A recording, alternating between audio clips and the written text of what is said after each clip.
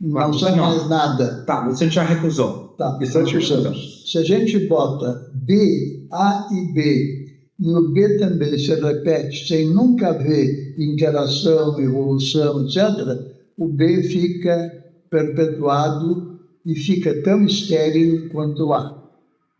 E a matemática é assim, exatamente assim. Trabalha e a lógica formal trabalha assim. Então, e nesses casos, é dito, não há historicidade. Não há historicidade. Não há historicidade. Agora, se tu pegas o A e o B, não como dois princípios, mas como um princípio, e ele fala, então, um princípio que se desdobra em dois, três subprincípios, o A nunca é A. O A é sempre já também um B. Por isso, o AA, matemática, é uma abstração que não existe em nenhum lugar da realidade. Então, a matemática, a lógica, essas coisas, são abstrações da realidade. Na hora que a gente fala da realidade, ou seja, tem existência, não tem existência, nunca. Quando a gente fala da realidade, daí vem a existência porque com a unidade, a tem a emergência, que chama emergência do novo, e depois em Darwin, mutação por acaso, tendo essa emergência do novo com a mesma honra filosófica da unidade e da pluralidade, dois princípios que são um só, porque o princípio sozinho não é princípio, ele vai dar princípio da matemática e para a lógica que não dão a unidade do universo. Ao passo que se tu pegas esse outro princípio que eu estou dizendo, tu tens a unidade a rigor, tu partindo desses três subprincípios, tu pode, a la Darwin, fazer, a partir deles, fazer toda a evolução do mundo, com toda a pluralidade do mundo. Teoricamente, não há motivo por que não se possa fazer. Eu só entendo unidade em sentido eleata. E há uma unidade porque estamos dentro desse uno, o movimento é aparente. Exatamente, ele é aparente. Nesse sentido, ele é átomo. É um sentido igualmente abstrato, porque é um mundo de história. O Eliade, exatamente, é o grande inimigo dessa teoria. Essa teoria está muito mais perto de Heráclito, que não fala tanto, quase nada de unidade, mas Heráclito pegou o movimento. Então, eu, em aulas antigas, eu dizia que a filosofia se decide, se faz, se constitui por dois grandes autores. A unidade de Parmênides e a dualidade de Heráclito. E só funcionando os dois juntos, um constituindo o outro, que não dá para separar, aí funciona o nome. Essa é isso que eu estou desde o começo trazendo, porque bota em três subprincípios toda a estrutura do universo. Ao passo que se tu não fazes isso, tu vais ter unidade e depois tu vais ter pluralidade, dualidade ou uma palavra semelhante e tu não consegue juntá-lo. Jamais. Jamais vais ter a unidade desses dois. Se tu, de saída, não tem a unidade dos dois, se tu separa unidade, outro capítulo, pluralidade, diferente completamente da unidade, tu nunca mais vai chegar à história, à pluralidade real, e tu vais ter aquilo que a filosofia fez, que é, em determinados momentos, o filósofo quer fazer isso, e faz, só que em vez de fazer filosofia, faz matemática. Bom, então nós vamos chamar aqui a unidade de uma qualidade abstrata capaz de integrar um conjunto de princípios que estão em oposição. Isso incluiria espécie, nação, cosmos, mas assumindo que dentro de espécie, nação, estado, cosmos, há uma multiplicidade, uma quantidade de elementos cuja interação ocorre sem prestar contas. Não, sem, como diz o Anaximandro, de Donald Dicken, sem dar justiça à unidade. Então, segundo Anaximandro, entre si. Entre si. Aí eu faço a dificuldade. Anaximandro tem que fazer uma...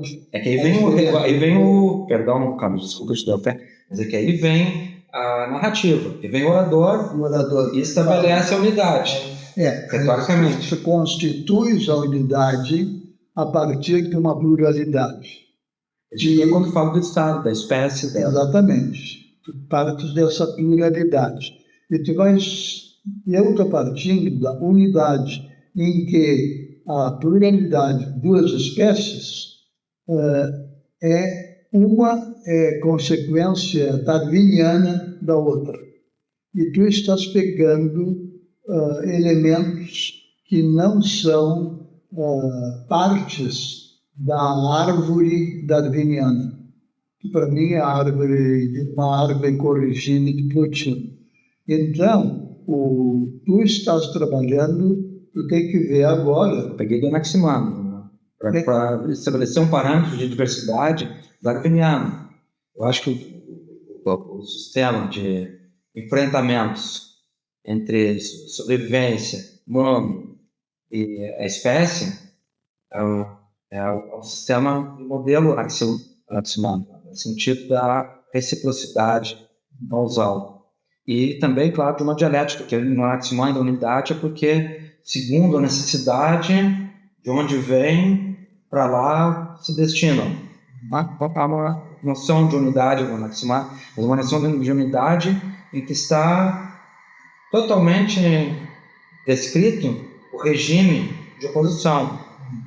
Da justiça com violência, com tratamento, enfim, e aí gerar mutações, guerra civil e a partir dela uma solução política. Só que nós estamos agora falando, para ser exatos, guerra e paz.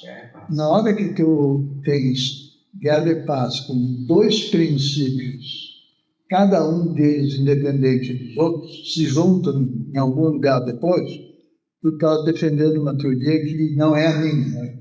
A que eu estou defendendo é que guerra e paz e todas as outras coisas que nós temos partem de uma única unidade, do uno, e esse uno se desdobra, e ao desdobrar-se este uno, vai surgir a guerra e a paz.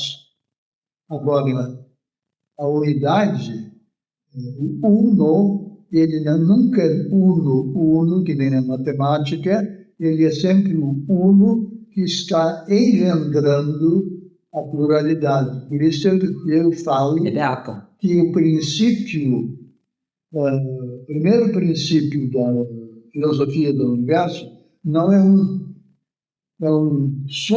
princípio com 3 subprincípios. E que se eu separar os subprincípios, eu jamais vou conseguir encontrar o que eu quero. Porque se eu pego só a identidade, sai só a matemática. Se eu pego só a pluralidade, eu vou pegar um tipo de empirismo, coisa assim. E se a coerência eu não preciso. Eu faço sistemas diferentes. Então, a minha proposta é que sejam 3 princípios, 3 subprincípios que estão sempre juntos e jamais podem ser separados. E, pior, quando separados, surgem coisas erradas, como matemática que jamais tem existência, ou com uma pluralidade que para encontrá-la a gente vai ter que inventar espécies de outras coisas que são secundárias. Ao passo que eu faço a partir de um Darwin. Agora, isso, para fazer isso, eu preciso ter os três subprincípios juntos e jamais separáveis. Jamais separáveis. A tua unidade não tem temporalidade, então. Ela não tem. É exato momento em que tu tens identidade, diferença e diverso. Na hora que tu tens o segundo princípio, identidade e diferença, na hora que tu tens diferença, tu não tens mais o A. Tu vai ter que introduzir um B. E esse B, pela estrutura de identidade, vai ser B. Bom, de onde é que vem essa pluralidade e que a teoria darwiniana vai pressupor?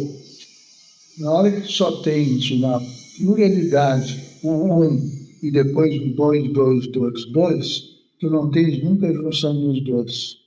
Ela sempre fica artificial. Por isso é que todos os sistemas biológicos que tentaram fazer isso capotaram. Todos os sistemas que separam corpo e alma, na minha opinião, capotaram. E eu vejo os que não capotaram separados de serem maus, melhor ainda espinhosos. E Deus também. Deus está dentro disso. Então é isso. Não, Deus siga a natureza. Não tem nem verbo. Quando eu te falei temporalidade, não é historicidade, do qual nós já falamos. É a precedente e o futuro. Quer dizer, a unidade está antes, está durante e depois. Ela prescinde da temporalidade.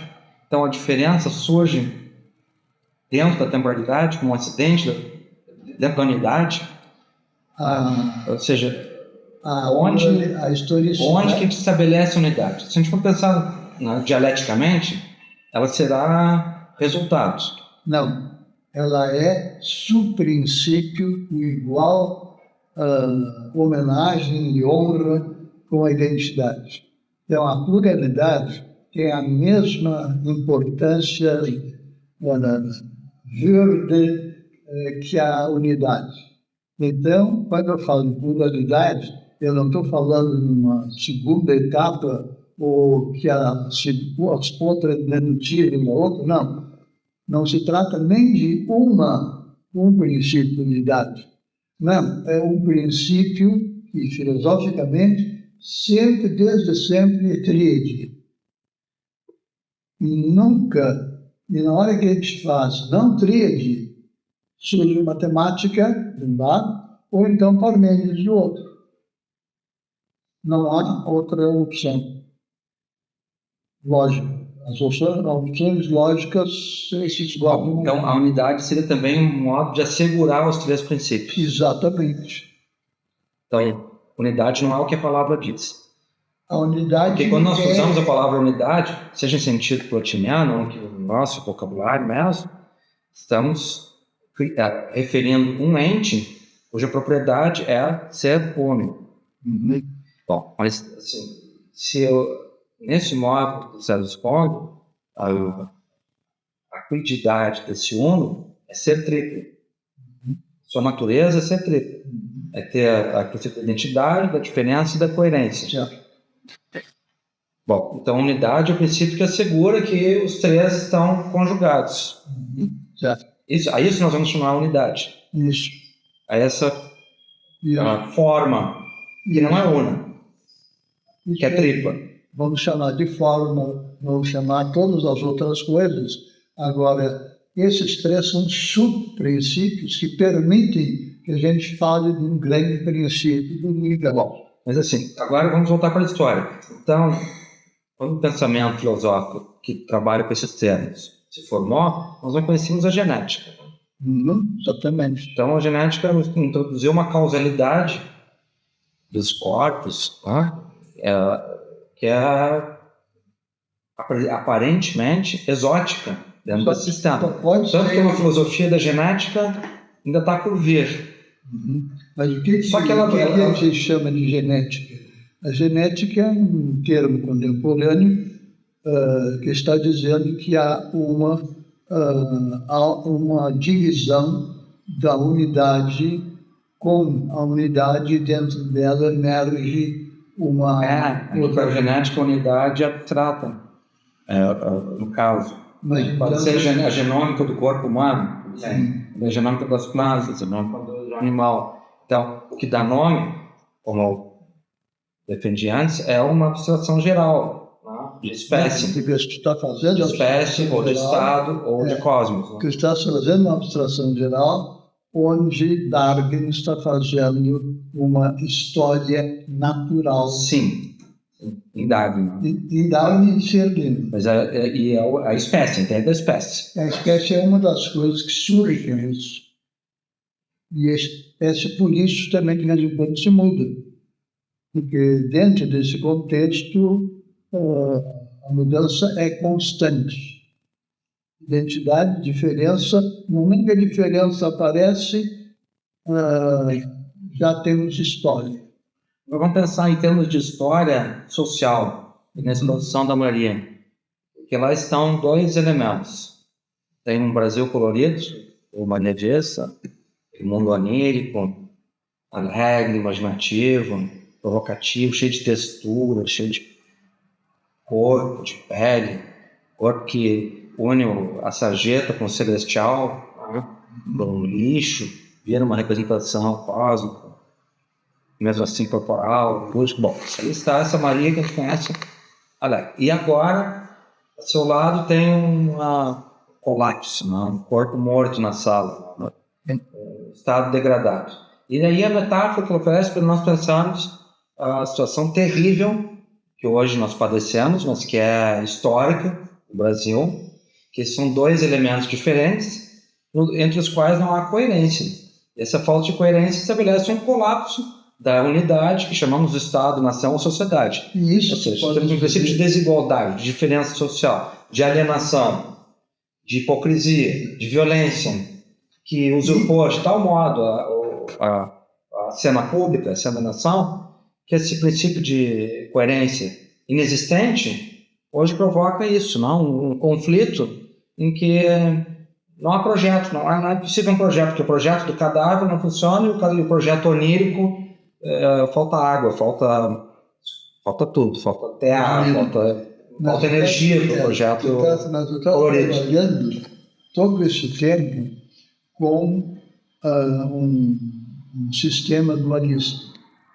Não, assim que eu falei A, B, mas C, D, E, ômega, A linha, B linha, ômega linha. As diversas fórmulas, as diversas pessoas, Maria e Maria 2, Maria 4. Isso. Tudo isso, para que a gente entenda tudo isso, não só Maria, tem que ter boi, cabra, tem que ter átomo, para que tudo isso constitua uma unidade, e que a gente possa dizer agora filosoficamente que a gente captou o princípio que rege essa unidade.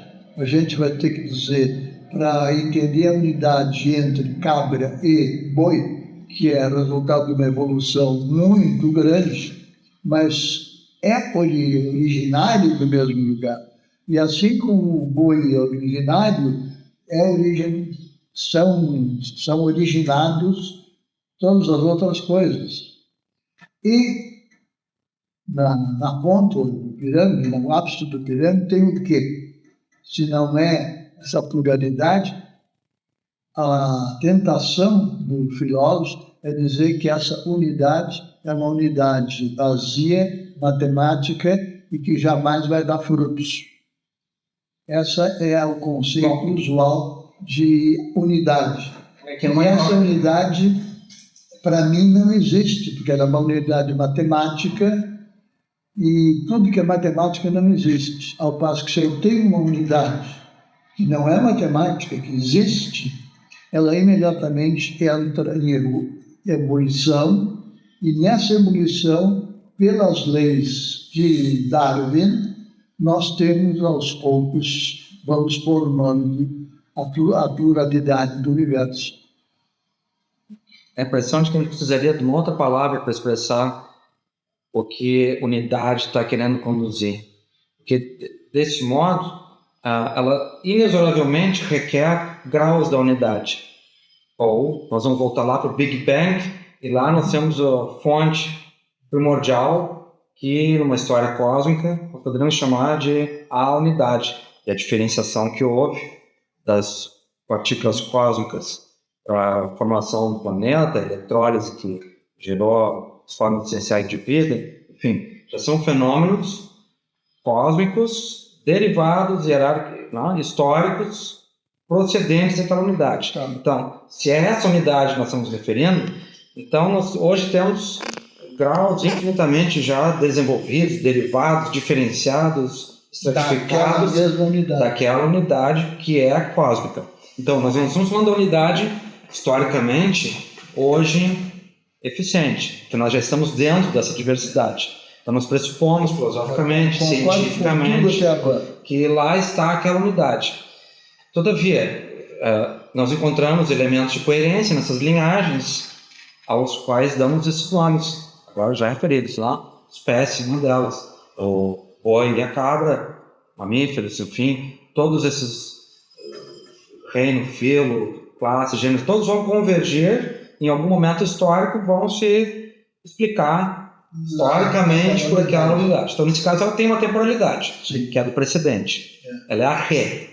Ela é a ré, é o princípio real em evolução. Bom, então, nesse sentido, essa unidade que nós referimos lá, será a mesma que nós pensamos quando imaginamos que a matéria, do nosso pensamento, da nossa linguagem, da nossa estética e dos instrumentos do mundo, da cadeira, da mesa, do tapete, de tudo que nos cerca, é essa mesma unidade que dá totalidade a tudo? Eu diria, é a mesma unidade em sua evolução que se desdobrou na pluralidade que nós vemos. Mas já não é uma totalidade, então. Já não é unidade. É unidade. É unidade historicamente, como eu falo que viemos dos gregos lá. Não, é a unidade filosoficamente. Filosoficamente, cientificamente, filosoficamente. Eu posso dar um palpite furado? Posso dar um palpite furado? Na palavra universo está essa totalidade, porque o verso é aquela coisa do movimento, que tudo gira, como se fosse uma gigantesca onda elétrica, de vez em quando. Mas para, umas faíscas. Porque ele está pressupondo exatamente uma pluralidade que eletricamente, de algum jeito, se junta. Eu estou pressupondo a teoria de Darwin, em que há um começo. Então, no começo, não tem bagunça, não tem pluralidade. O começo, para ser começo, não precisa ter um começo. Começo, que seja só começo, é uma unidade sem mais nada. E uma unidade sem mais nada, zero, unidade pura, ela não existe, não pode ser pensada. Então, se a gente falar em arquê, ela é vigente, né? Na hora que ela é vigente, ela vai apresentar o aspecto vigente e não vigente.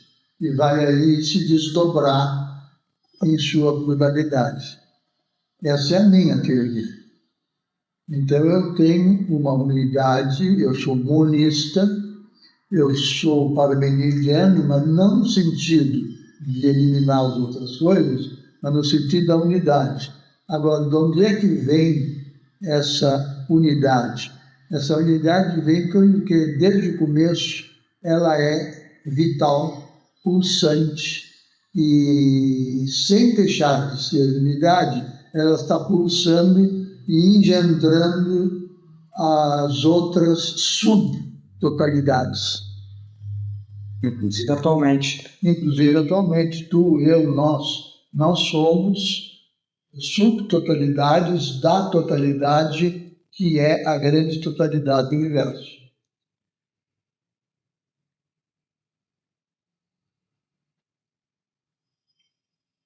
E não precisamos de ter um universo aqui, um universo lá. Carlos, tu vais abandonar o panteísmo. O quê? Tu vais abandonar o panteísmo. Não, de jeito nenhum. O panteísmo vai sofrer com a tua Não, deserção. pelo contrário. Eu, para o panteísmo agora aqui, agora é que ele se justifica. Por quê? Porque se é da unidade vem tudo, todas as coisas são da unidade, são formas de evolução da humanidade, o mundo panteístico significa que nós não somos apenas nós somos nós, além de sermos nós somos Deus. Acabou o panteísmo.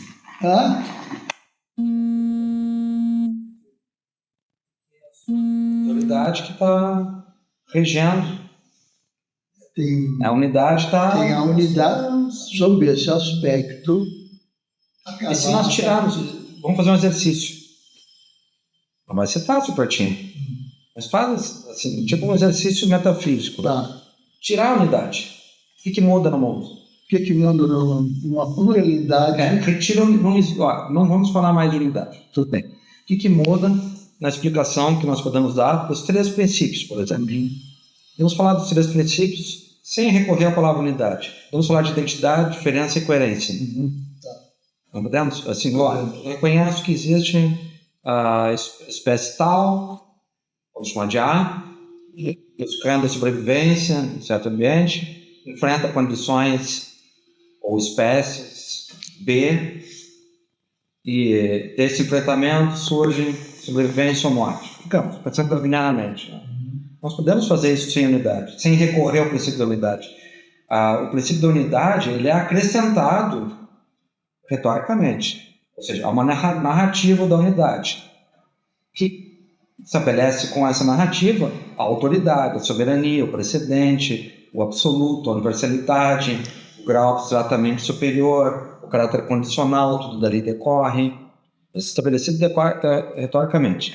Por que é retoricamente? Porque se nós podemos aceitar os elementos históricos, dinâmicos, já conceitualizados nos 3 princípios, sem o princípio da unidade, ou eu estou completamente